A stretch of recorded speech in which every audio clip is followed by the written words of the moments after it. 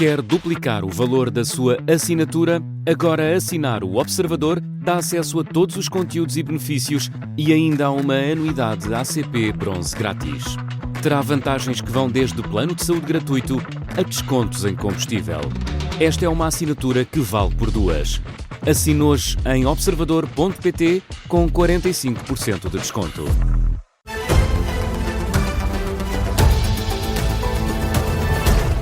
Eu sou Ricardo Conceição, esta é a tarde política da Rádio Observador e vamos ao Jornal das 5, José Rafael Lopes. Está suspenso durante 3 meses o Sistema Europeu de Controlo de Fronteiras para cidadãos fora da União Europeia no aeroporto de Lisboa. O líder do PS acusa o governo de impreparação e incompetência. José Luís Carneiro exige explicações ao primeiro-ministro sobre se esta decisão pode representar perigos para a segurança nacional. Numa nota enviada à agência Lusa, o secretário-geral socialista, que teve precisamente a pasta da administração interna no último governo de António Costa, diz que o executivo de Luís Montenegro não sabe gerir os dossiês mais sensíveis do Estado. Este sistema eletrónico de controle de fronteiras tem dado muitas dores de cabeça. Há semanas, se calhar meses, mas pelo menos há semanas, é que isto se arrasta. Desde o início, praticamente, e começou a funcionar mal assim que foi implementado. Isso mesmo foi admitido há poucas semanas pela Ministra da Administração Interna. Maria Lúcia Amaral anunciou depois de um reforço de 80 polícias para ajudar a minimizar os constrangimentos. Não foi suficiente, têm sido longas as horas de espera para o controle de passageiros, com outra consequência visível. As malas, Ricardo, vão-se acumulando. Exatamente, porque as pessoas não conseguem passar no controle de segurança, logo as malas vão circulando nas passadeiras e depois ficam acumuladas na zona das bagagens. Esta é definitivamente uma das notícias do dia, a decisão do Governo de suspender este sistema eletrónico. Por outro lado, o Governo anuncia e volta a falar num reforço policial. Neste caso, a GNR vai ajudar a PSP a controlar as fronteiras, é isso?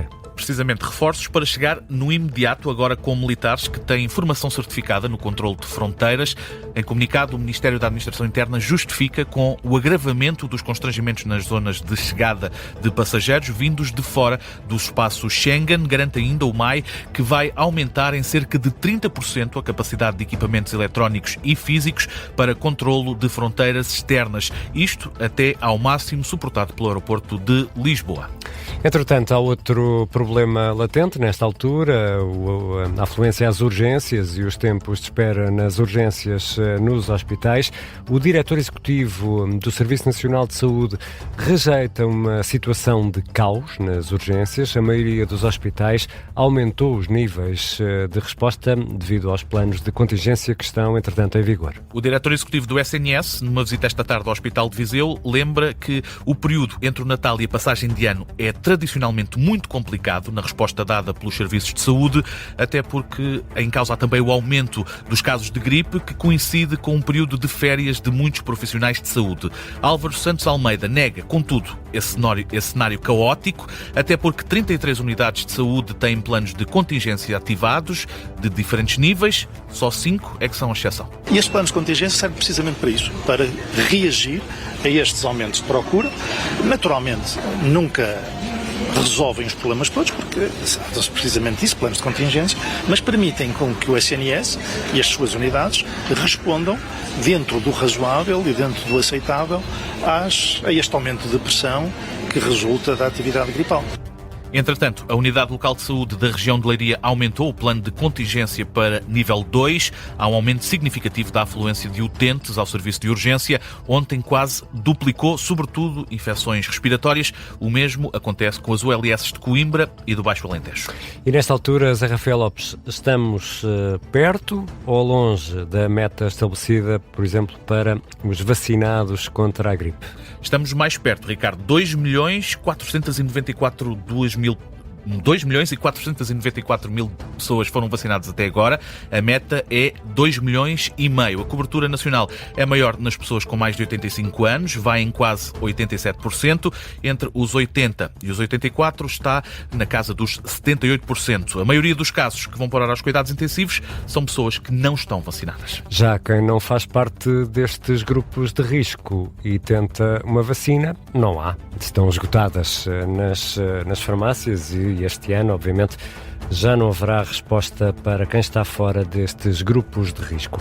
Avançamos agora para as presidenciais. Gouveia Melo reagiu há pouco ao esclarecimento enviado pela Procuradoria-Geral da República sobre a questão dos ajustes diretos no tempo em que era comandante naval. Estamos a falar de 57 contratos feitos com a mesma empresa entre 2017 e 2020. Estão sob investigação, sim, mas a investigação já está na fase final. O Ministério Público esclarece que Gouveia Melo não é arguido, mas está ainda a decorrer um inquérito. O candidato reagiu em Loures, numa ação de pré-campanha para as eleições presidenciais, e Beatriz Félix, agora em direto, diz, Henrique Gouveia Melo, que não deve nada a ninguém.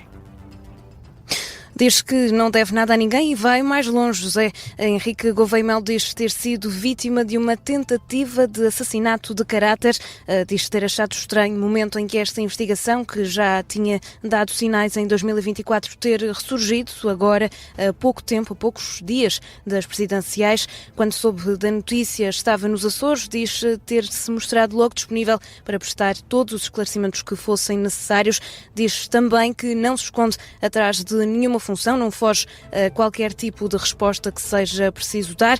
Reforça, no entanto, aquilo que mais o aborreceu neste processo, o facto de ter sido posta em causa a integridade, daí essa tentativa de assassinar o caráter do almirante. Espera, por isso, que esta não venha a ser uma campanha de casos e casinhos, é o que diz Gouveia Melo, apesar de achar que esta foi uma investigação abusiva, e fica então revoltado com o ressurgir deste caso a poucas semanas das eleições presidenciais. Então, o ponto principal, aquilo que fica desta visita à Associação Luís Pereira da Mota, em Loures. A reportagem da jornalista Beatriz Félix com o candidato presidencial Henrique Gouveia Melo numa ação de pré-campanha em Loures. E Luís Marques Mendes diz que há mais vida para além de Gouveia Melo, isto a propósito deste caso dos ajustes diretos na Marinha. Caso que já mereceu esse esclarecimento por parte da Procuradoria-Geral da República. Luís Marques Mendes recusou comentar a investigação em torno do passado de um dos adversários na corrida a Belém e aponta outras prioridades. A minha preocupação é falar do país. País, país, país. Açores, Açores, Açores. Com toda a franqueza, há mais vida para além de Gouveia Melo, há mais vida para além do Ministério Público, e há um país que quer saber o que é que os candidatos presidenciais pensam. E eu estou centrado no país. Acho bem que falem de mim, mas eu falo do país. Luís Marques Mendes, nos Açores, em São Miguel, aqui um registro da SIC Notícias. E André Ventura considera indesejável que só haja investigações em tempo de eleições. O líder do Chega e também candidato presidencial considera que a boa regra deveria ser existir investigações dentro e fora do período eleitoral. Ainda assim, André Ventura saúda o esclarecimento por parte da Procuradoria-Geral da República. Nos casos criminais que envolvem candidatos, é sempre preciso uma coisa: verdade e esclarecimento. Portanto, acho que é um bom indício haver um esclarecimento por parte da entidade que investiga, que é o Ministério Público. Isso é importante para uma campanha mais elevada. André Ventura, em declarações aqui captadas pela CNN Portugal, numa visita ao comércio local no Barreiro. E há mais reações por parte de candidatos à presidência. João Coutinho Figueiredo diz que se deve sempre esclarecer tudo o que é devido. E no entender do candidato apoiado pela Iniciativa Liberal, o Ministério Público tem sido rápido a esclarecer os casos que vão surgindo na campanha. Registro apenas com agrado a velocidade com que a Procuradoria-Geral da República tem vindo a esclarecer a situação em que cada um dos candidatos, neste caso, se tem vindo envolvido, para que as suspeitas não fiquem no ar. João Coutinho Figueiredo, à margem de uma visita à Casa dos Animais de Lisboa, espera que a campanha oficial para as presidenciais de 18 de janeiro não seja sobre os casos. E há mais para ver nestas presidenciais, porque há um apelo à desistência dos candidatos à esquerda a favor de António José Seguro, e esses candidatos criticam precisamente esse apelo lançado ontem pelo secretário-geral do PS, José Luís Carneiro, para desistirem da corrida. António Filipe, por exemplo, classifica esse apelo de desespero. É a expressão utilizada pelo candidato apoiado pelo PCP depois de ouvir o líder socialista a pedir desistências por uma questão de pragmatismo e para que seja possível um candidato de esquerda ir à segunda volta. António Filipe diz que está na corrida para ficar e só vê fragilidade nas palavras de José Luís Carneiro. Quando há um apelo tão desesperado a que outros desistam para que um candidato possa ter esperanças de ir à segunda volta, eu acho que diz tudo sobre a insegurança que o líder do Partido Socialista tem no candidato que apoia. Claro, sinal de fragilidade de uma candidatura. Ou seja, quando uma candidatura pensa que só lá vai se os outros desistirem, muito mal vai essa candidatura. António Filipe insiste que tem uma candidatura insubstituível que se distingue dos candidatos de que chama de consenso neoliberal. Entretanto, Catarina Martins diz que também não vai acatar o apelo de José Luís Carneiro. Aproveita para acusar António José Seguro de ter agido no passado contra a Constituição portuguesa. Vamos escutar as palavras da candidata presidencial. Como sabem, António José Seguro, quando foi o tempo da Troika, preferiu viabilizar orçamentos que até iam contra a Constituição da República Portuguesa e, portanto, não me podem pedir para eu não cumprir aquele que é o mandato primeiro de quem se candidata à presidência da República. Cumprir a Constituição portuguesa, defender as instituições de Estado de Direito Democrático, defender o país, defender a população. A candidata apoiada pelo Bloco de Esquerda visitou o Centro de Acolhimento de Pessoas em Situação de Sem-Abrigo, no Beato, em Lisboa, e António Filipe, que também ouvimos, reuniu-se com a Associação Nacional dos Centros de Cultura e Desportos, dos Trabalhadores de Segurança Social e dirigentes sindicais. Falta apenas saber, Ricardo, como reage o candidato apoiado pelo LIVRE, Jorge Pinto, a este apelo do líder do PS para que os candidatos mais à esquerda desistam da corrida presidencial a favor de António José Seguro. E José Rafael Lopes, podemos aproveitar este momento só para medir o pulso às sondagens. O que é que nos diz o radar das sondagens nesta altura? Todos com percentagens muito semelhantes. Ricardo, falamos aqui dos candidatos mais à esquerda. Catarina Martins aparece com 3,42% das intenções de voto. António Filipe tem 3,27% das intenções de voto. Já Jorge Pinto apresenta 3,17% das intenções de voto. São os três últimos no radar das sondagens, que agrega todas as sondagens publicadas até agora com os 8 principais candidatos e estão bem distantes das preferências dos eleitores, comparando com os outros 5 candidatos. E há outras notícias a marcar a tarde desta terça-feira, 30 de dezembro. O excedente do Estado português é de quase 2.800 milhões de euros até novembro. É uma melhoria de cerca de 600 milhões de euros face ao mesmo período do ano passado, graças sobretudo às contribuições para a segurança social e também as contribuições na administração local. Também subiu a receita fiscal do Estado nos primeiros 11 meses deste ano, 6,5%. Contas feitas são 57 mil milhões de euros, dados na síntese de executação orçamental conhecida esta tarde. Há ainda outro caso relevante. Os pagamentos em atraso das entidades públicas estão a baixar, recuo de 140 milhões de euros até novembro. Ainda assim, as dívidas totalizam 720 milhões de euros. A Rússia diz que enviou um sistema de mísseis de médio alcance, os Oreshnik, para a Bielorrússia, para mais perto da Europa.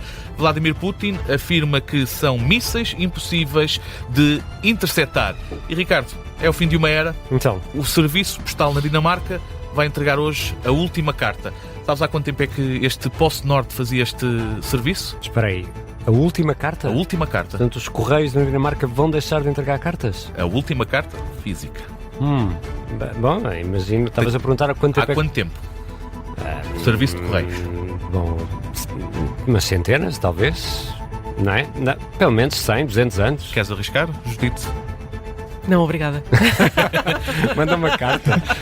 Não será entregue aqui pela PostNord, são 400 anos. 400 a Dinamarca, anos de Correios. 400 anos. A Dinamarca é o primeiro país a considerar a correspondência física inviável e desnecessária nesta era digital. Desde o início do século até 2024, este serviço postal dinamarquês registrou uma queda superior a 90% no envio de cartas. Como tal, termina. Então e agora? Como é que vai ser com as multas, com as contas? Ora, digital. Desde junho que o PostNord já retirou 1.500 caixas de correio e no início deste mês foram leiloadas para instituições de caridade. Ora, sobre o estado de conservação, cada caixa onde estão essas situações, digamos assim, vai ser vendida, vai haver uma espécie de um leilão entre os...